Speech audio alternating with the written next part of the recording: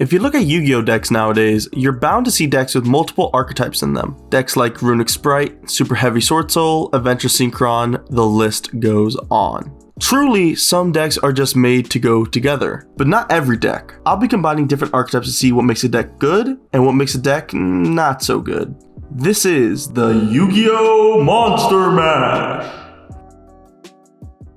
Hello and welcome back to another episode of the Yu-Gi-Oh Monster Mash. Last time we played a brand new deck in the form of Bestial Resonators. I still think that deck is actually really unique, and I'm really excited to see where people take it. However, for this episode, I had a more meta deck in mind.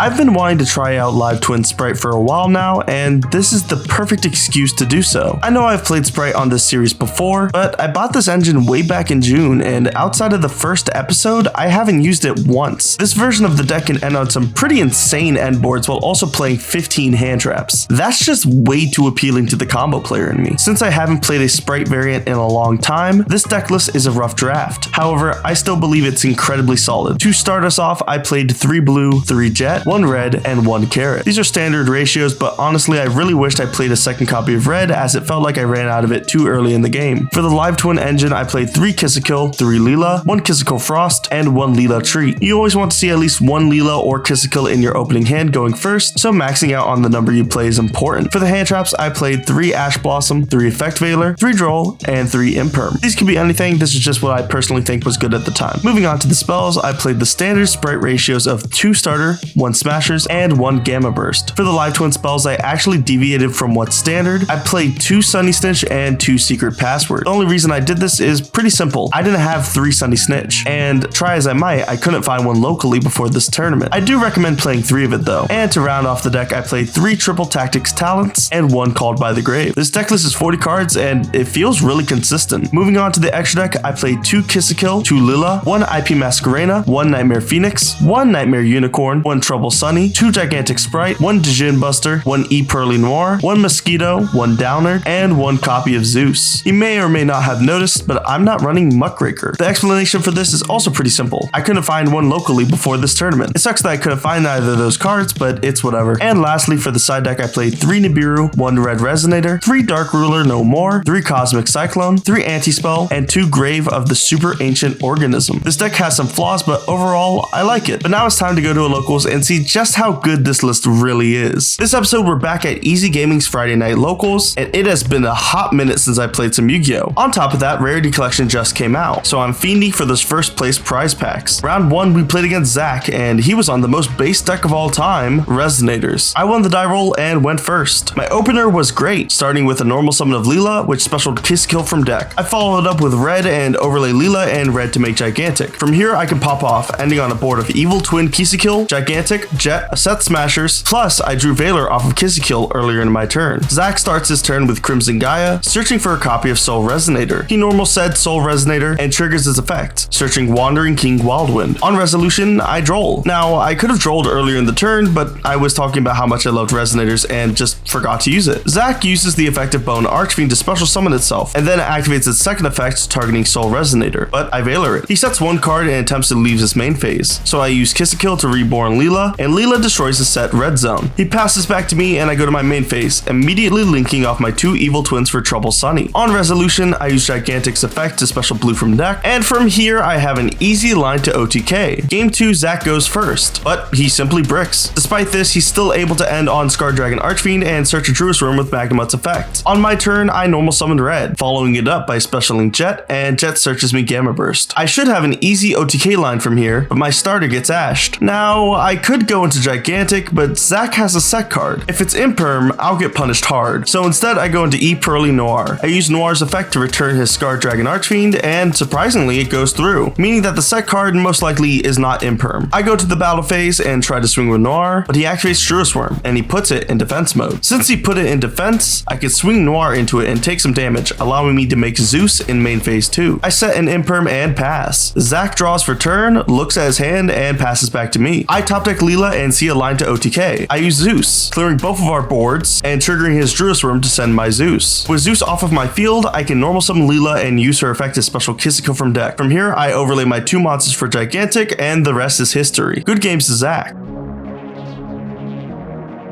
Round 2, I'm up against Tobias, and this time he's on Pearly. He wins the die roll and goes first, attempting to set up full combo, but I drolled him, so he ends on Fenrir plus E Pearly Noir and passes. I normal summon Kiss a Kill and don't activate its effect as to not get hit by Fenrir. There's actually no downside to getting hit by Fenrir here, so that was just a misplay. I followed that up by special summoning Sprite Red and then specialing out Leela Treat. Overlaying my 2 monsters allows me to go into Gigantic, and using its effect, I special summon Blue from deck. On res, I trigger Blue's effect, and Tobias triggers Fenrir to banish my Sprite Red face down. I chain Red, tributing Blue, but he Valors it. Resolving backwards, I'm now down 2 bodies, and I realize I should have just went for a Zeus line, and seeing as I'm all out of steam, I go to game 2. Game 2, I go first and set up a pretty good board of IP Masquerena, Gigantic, Starter, and Imperm. However, I make a huge misplay. When I use Starter on his turn, I lock myself into level 2 monsters. I don't play Lil Knight because, well, I don't own one. It's pretty expensive.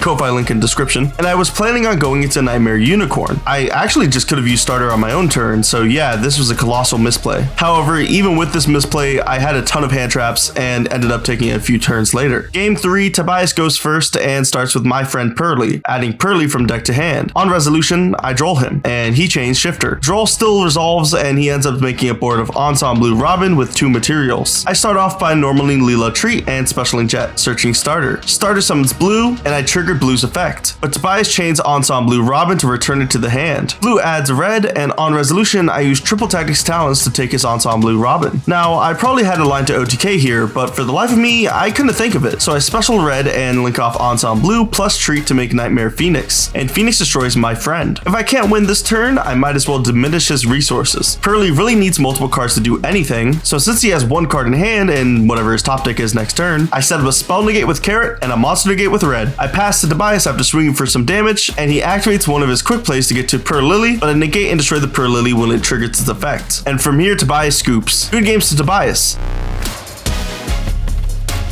Round 3, I'm up against Clayton, who's on Pendulum. I win the die roll and go first, making a board of Gigantic, Blue, Carrot, Smashers, and Imperm. Clayton starts comboing off, and if I'm being honest, I have no idea what his deck does. I haven't read any of the new Pendulum cards out of Age of Overlord, and even though I'm reading them in the moment, I don't quite know what he's setting up. So I stick to what I know, and Imperm is beyond the Pendulum. After that, he scales up his pen zones, and I don't want it to snowball from here, so I activate Smashers, to which Clayton scoops. Game 2, Clayton goes first, and ends on Little Knight with a set back row. I start to combo off, and as soon as I add Red, he just scoops. Good games to Clayton. Round 4, we're up against someone who I actually don't know. I've seen them before, I'm not good with names. Anyways, they're on Sky Strikers. I win the die roll and go first, setting up a full board with Starter set. I pass to them and they activate Multi-Roll, which is extremely threatening into my board, so I chain Starter and special Carrot. On resolution, they use Afterburners to pop Carrot, but I use my Kiss a Kill to reborn Leela, and Leela pops Multi-Roll. They activate Triple Tactics to draw, which actually just forces my Ash Blossom, and I get hit with a second Afterburners targeting my Red, which really sucks because now my board functionally doesn't do anything. Since I have no way of stopping them, they dismantle my whole board and swing for 5300 with Access Code. I draw nothing on my next turn and have to just scoop. Game 2, I went first and got drolled, which was actually fine as I could just play through it. I also had Tactics in hand and, well... Right at the cosmic